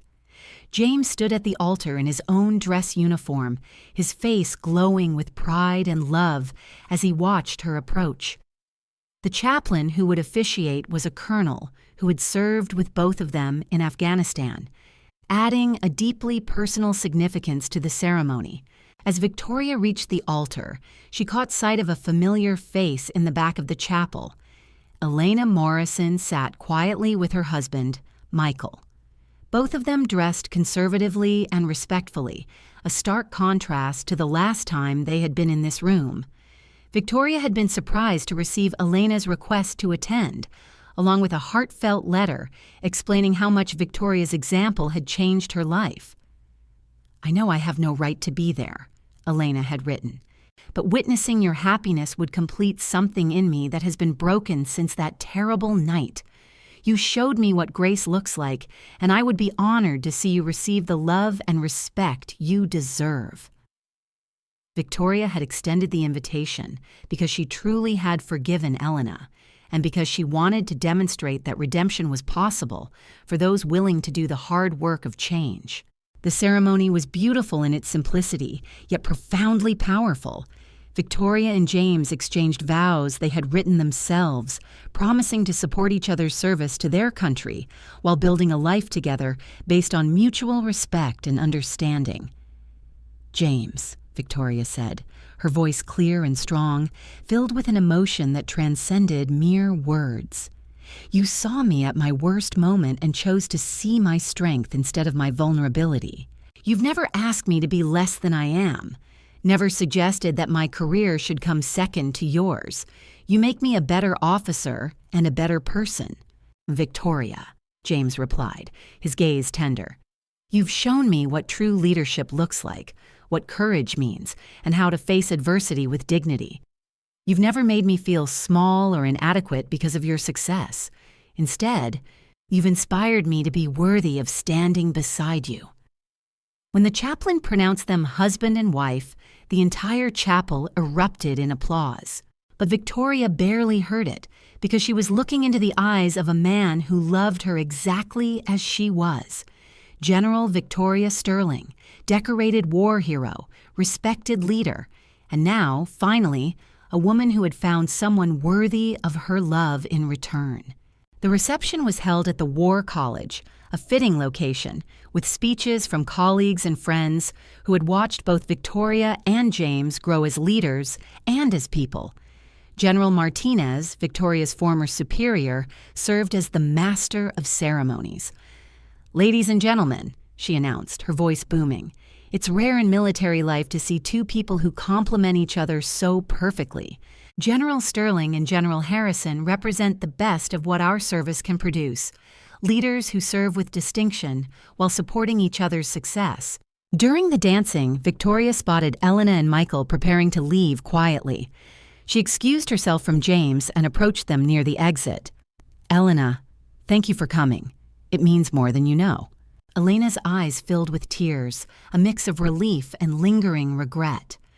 "Victoria, I can't tell you how sorry I still am for what I did, but seeing you here, so happy, so successful, it gives me hope that people really can change and grow. You have changed, Elena. The volunteer work you've been doing with veterans organizations hasn't gone unnoticed." Elena looked surprised. "You know about that?" The military community is small, Elena. Word gets around when someone is doing good work. You've turned a moment of poor judgment into years of service to others. That takes real character. I'll never forgive myself for what I did to you. Victoria placed a gentle, reassuring hand on Elena's arm. Elena, forgiveness isn't about forgetting what happened. It's about choosing not to let the past define your future. You've already forgiven yourself through your actions.